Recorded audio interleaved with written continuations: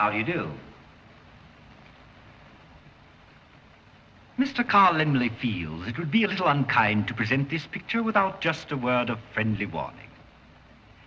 We are about to unfold the story of Frankenstein, a man of science who sought to create a man after his own image without reckoning upon God. It is one of the strangest tales ever told. It deals with the two great mysteries of creation, life and death. I think it will thrill you. It may shock you. It might even horrify you. So if any of you feel that you do not care to subject your nerves to such a strain, now is your chance to, well, we've warned you.